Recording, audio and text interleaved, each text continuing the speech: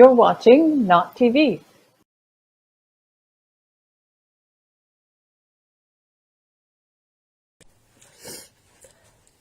Good morning, everybody. Hello. Good morning in Vancouver. It's not morning here. I've been resting today because I got a bit of a cold, but it is almost 3 o'clock in England. This is when I come on and do my solo cast. I've got some interesting stories today, quite political. This is my university degree from Queen's, political economy, physical economy, stuff like that. And I have some, I always like to have inspirational kind of spiritual stuff. I have information about Tamara Leach, just hot off the press, and unjust laws. So welcome to the morning show. One of the things I'm getting back to, and I'm not sure if other people are, is I'm going back to doing the things I was doing before before Corona. Not everything, but some of the things that I put a lot of time into, like a couple of years, right? TV and fashion. Some initiatives. I made all these beautiful samples. I'm going to show you one right now to sell in the summer of 2020 at the beach. And I couldn't do any of it because my sewing place closed down and all this stuff, right? Everybody knows. So I'm getting back to them, and it feels so wonderful. And I realized the immensity of time and effort it takes to create things. Somebody posted a meme about work. It was like a glacier and or an iceberg, and like the top part is what you can see, and then there's all this other stuff. And I'm like that because I love not necessarily business, but I love creation, and I love venture and design. And so I've always created and designed and done my own thing for many, many years. For God, I don't know if I've ever had like a proper job. Anyway, so let me show you the one. This is fun. This is what I'm calling it, my Ethiopian house dress, and the fabric is like toile. If you know toile wallpaper, it's roses, so it's not really like toile, but it was so beautiful. I found it in the store the other day. And then what I'm doing is I may have a sash. Okay, so there's the sash. I'm going to take it off. And what it is I love the fashion that comes from Africa and the Middle East because it's so comfortable. So these are kaftan arms. Maybe I'll go over here. You can see. So there's a kaftan arm, and what you do with kaftan is you just sew an extra seam right there to cover that part of your arm.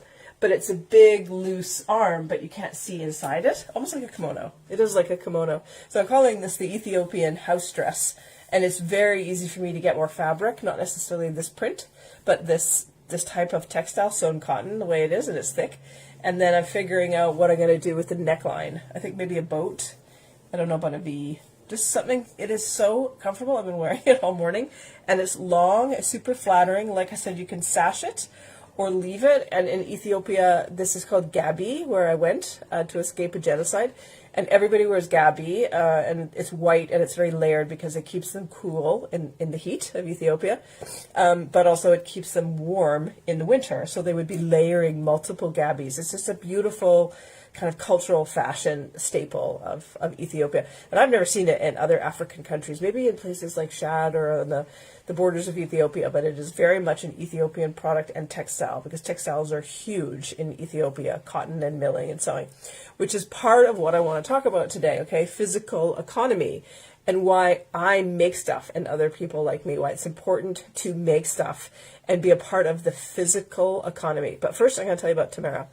Somebody put, I started raising money for her, so if you want to send her some money, I never keep any of the money. Some people have said that about me. I was put in my own $100 first, or $50, depends on how much money I have. So I put in 100, somebody put in 500, somebody put in 50, somebody put in 25. So if you want to, I really want to try and get her $2,000. And I'm in touch with 3 people who are connected to her, and the money will be going into an escrow account for underholding through the lawyer. So it's all very legit and everything. Just put Tamara in the e-transfer, or comment or message if you want to help out, right? I've raised money for so many leaders over the past 2 years. It's really an honor, and it's easy for me to do. It just takes minutes, so you could do that. But one of the women, who I believe is also her friend, said, so this is the deal. She's in court today in Ottawa. She's not in Saskatchewan. Somebody said she was in Saskatchewan, which wouldn't surprise me if they just left her there. But she's in Ottawa. It's an all-day bail hearing.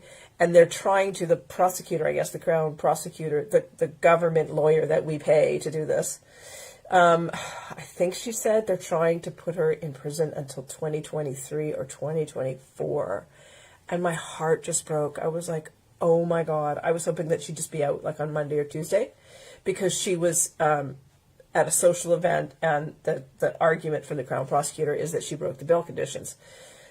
So even though she didn't, because of all this extra stuff around being with her lawyer and whatnot was in there. So it's just so heartbreaking and horrible, right? But anyway, that's pretty much up to date. It's happening today, Tuesday. So it's probably just started in Ottawa. It is 10 a.m. there, so it's all day in Ottawa. Like I said, if you want to send her some money, if they keep holding her, obviously she's not necessarily going to use it, but she will have expenses, right? She was taken away from her where she lives and she had to leave her work.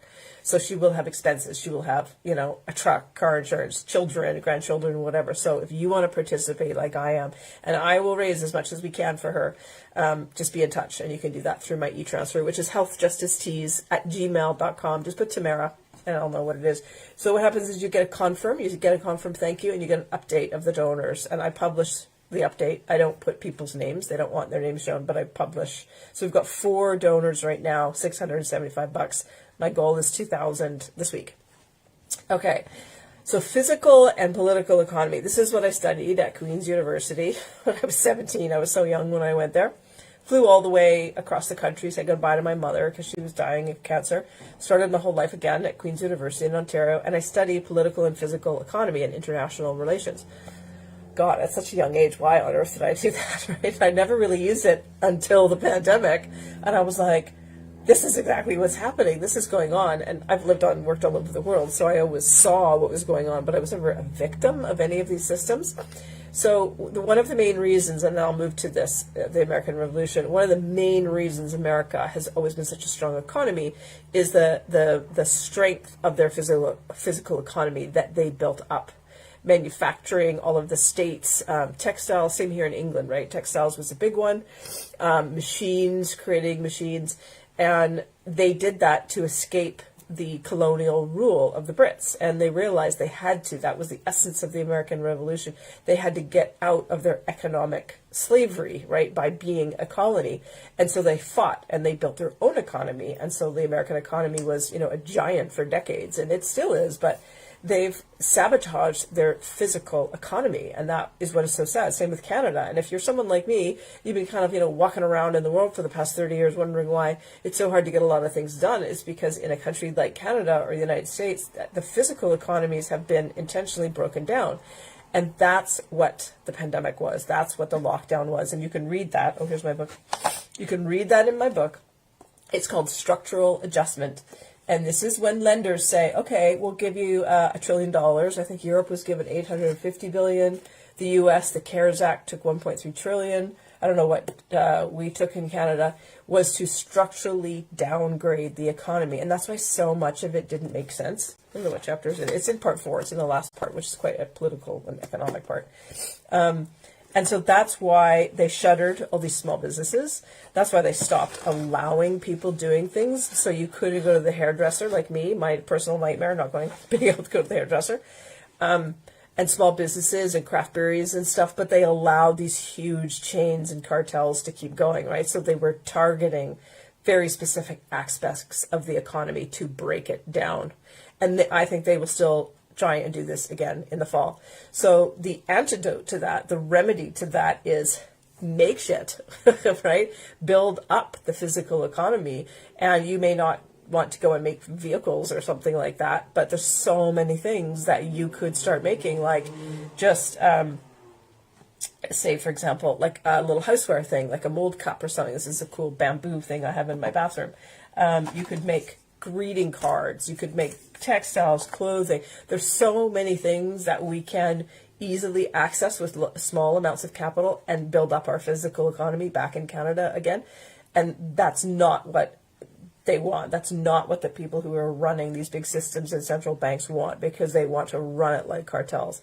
So the physical economy is the antidote to that. So if that kind of stuff interests you, study the American Revolution, specifically how manufacturing drove it, the textile industry in England and America, machines, and how machination led to the wealth because they had the ability to manufacture. So for example, textiles, they would be able to get people to work. They would be able to make uniforms because people could have clothing. And you see that here too, right? The Industrial Revolution in the North where I live.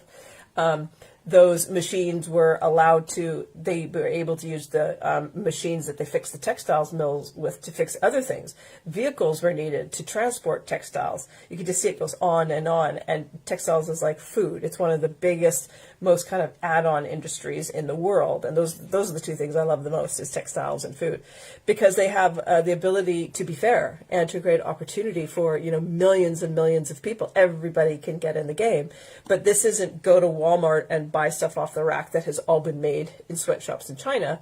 This is buy a house dress from me, make your own outfit or whatever, support local designers, get involved with recycling textiles. This is like the hard stuff of building up a physical economy, but it's way more interesting because when you live in a society where the physical economy has broken down, it's so depressing. And I lived in Kenya, and that's what happened to Kenya. They particularly kept their textiles industry down so the secondhand textile industry could profit, and so nobody made clothes. And like a few designers did and stuff, but you just couldn't there weren't brands. You just couldn't get stuff that was made there. They didn't make shoes. Nobody made anything. And now that's changing in Africa. So physical and political economy. Okay. American Revolution. I just touched on that. So huge stories out of the American Revolution. The spirit, the energy, all the thinkers, the political economy thinkers at that time, what they were fighting. All of these revolutions are amazing to study, right? The French Revolution was, what was it, 1789 to 99? It was like a 10-year period. That I saw that Anjou Cross that comes from the Resistance. Gandhi, which I'm about to talk about, the American Revolution, and what we're doing now, right? And what people like myself or you or Tamara have been doing in Canada. It is a form of revolt and revolution. Peaceful, nonviolent revolution. Okay, unjust laws. So that's what we were dealing with, and we still are over the past 2 years, unjust laws. Government employees thinking they have the authority to threaten us with stuff. It's like, what? It's so unjust. And someone like me, I have such a high authority ratio. I'm like, no, I'm not going to be doing that. Sorry. Don't even pay attention, right? Just on a whole other planet. But we know when we see unjust laws, and we know when they are persecutorial or punishing. And when I started the March movement, and I've told this story many times, so you may have heard it before, I based it on Gandhi's Salt March, and the salt industry was targeted by unjust British laws. And they said, oh God, when was it? I guess it was in the second part of the 19th century. Or no, it was the early part of the 20th century. Maybe it was like 1930 or 1920. And the British said, okay, the Indians are not allowed to mine their own salt. So you mine it, like out of salt pools or ponds. There's a wonderful salt brand here called Maldon. It's the best salt in the world. It's here, and I think it's in Essex. You should go visit it. And so they made it illegal. They put in unjust laws so the British could not manufacture their own salt for themselves or export or anything. Completely unlawful and illegal, because that's what colonialism was about, right? Controlling and exploiting other economies for the benefit of the mothership. And so I studied all of Gandhi's work when I lived in Africa, and when I wanted to do something about COVID, I thought, well, I'll do a march, because that's what he did with the Salt March. And the Salt March was fighting the unjust economic salt laws. And they won, and they overturned it, and he kicked the British out. It's an incredible story. It's a wonderful story. So I always run into people who are Indian. I ask them where they're from, and when they say they're from Gujarat, which is one of the states, it's sort of in the northwest corner before you get up into the Punjab, I say, oh, I know about Gujarat because of the Salt March, and they're all blown away. They're like, you know about the Salt March? So you could also share that too, the Salt March. So that's unjust laws, advocating and protesting and being non-compliant to unjust laws. Just say, no, it's not just. Just because it's a law does not make it just. And this is, I think, the main reason why we're seeing major resignations like John Horgan. He obviously doesn't want to be around anymore because it's going to get really ugly, and he doesn't want his face associated with it, right? So he knows it's unjust, and he knows whatever is about to come in September with this whole other level of fraud. Okay, so why I make stuff. I guess I covered that. Why I make clothing. And my t-shirt business exactly is the perfect example of that. So I had a lot of things happen that I was very lucky with in terms of a supplier, a brand, price point, where I lived, the fact that I was leading these marches. I was able to generate a huge amount of income from my t-shirts. Now I had to support my family and raise money for other people, so there wasn't like a whole bunch left over. I didn't make $1 million or anything, but I could survive. I could take care of the whole family with it because I was actually manufacturing and selling a product that people needed. I was building up physical economy. And you see it now in our freedom movement. So many groups sell merchandise, right? It's real.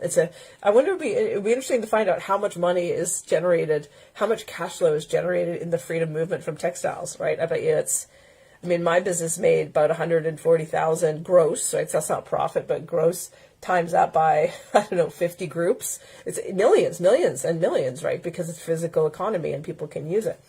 And it's also the reason why I love making, anything is the genuine, it's kind of the wholesomeness and what feels right and what feels good for ourselves is to actually physically make something. I make all of the food in the house. I'm starting to make homewares and stuff like that. It's good for you. It's good for your brain. It's good for your soul. Okay, finally, one more topic. And so that brings us back to our own power. And that's the name of the game right now, is you got to take back your power. If you are afraid, if you are living in fear, if you are on the edges thinking, well, I don't know if I could do that. I'll help somebody else that's doing that. I get it, whatever. But you may not be able to protect yourself if you don't have personal power. If you are investing in the fear and trying to hide from what is happening and what is coming, you're going to miss out. And I didn't really understand the power of that 2 years ago when I started the marches, but man, am I glad I did. Within the first week, I was glad, because I was like, okay, well, at least I'm on the right side. I got the crap beat out of me for months, and I still get threatened. I got this bullshit threatening email yesterday from someone who's trolling me, so it's still happening. But I'm like, thank God I am not afraid. Thank God I'm not injured. Thank God I didn't lose my business. Well, I did, but then I built another one. Thank God I'm not afraid to be myself, and that's what my story, Betrayed, is all about. And the stories that I published that are called Author, about how to author your own life. That's what that is. I don't know if I will ever write another book. I want to write Uprising as a book, but I'm not trying to be some big writer and author, other than my own personal stories. But it was very important for me to author this story, because so many people told lies about me, and mostly the mainstream media targeted me, threatened me, slandered me, libeled me, lied, all these things. And I realized I have to tell my own story properly. And so now I did, and it's this beautiful book. Thank you for all the sales. I'm still waiting for the biggest last shipment to come, so everybody will get their books hopefully within 10 days. And then I'm focusing on wholesale. So if you want to raise some money for your group, super easy. These books will sell. It's a great read. Please be in touch, and I will start shipping bulk with Canadian printers all across Canada. That's really the focus I want to do. I love selling them one at a time. It's great. But if my book can sell and help other people make money by selling the book rather than giving it to the post office to ship it from England, then it kills a few birds with one stone, right? It's distribution. It's multiple people making profit. I put money in a Canadian company. I put money in the hands of Canadians. So if you're interested, I have the first rates on bulk shipments of 50 books.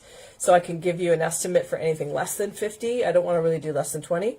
20 books, 30 books, 40 books, 50. 50 is pretty easy. I'll give you a discount, and I will throw in some free books, absolutely. Sell them for as much as you can.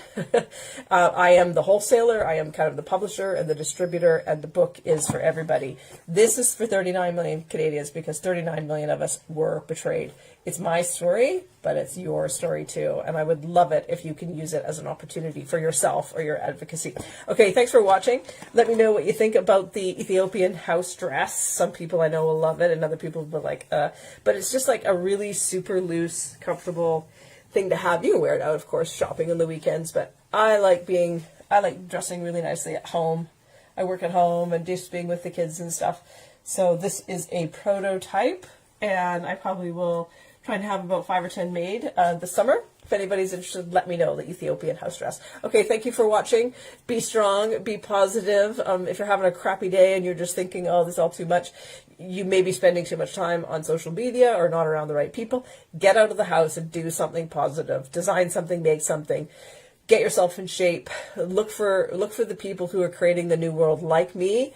and step into your own authorship and take back your life and live in a way where you know that you could be free and happy going forward. Okay, thanks for watching, and please share the video. That's really important. A lot of people tell me they love these videos and they help them every day, and they're free for everybody in the world. So please share the video. If you want to support that, the fact that I do these videos for free, just buy my book. That's great. It's healthjusticetees.com. And don't forget, if you want to help raise money for Tamara, the email is healthjusticetees@gmail.com, or PM or comment. Okay, thanks for watching. Bye. Have a good day. notTV made in Canada.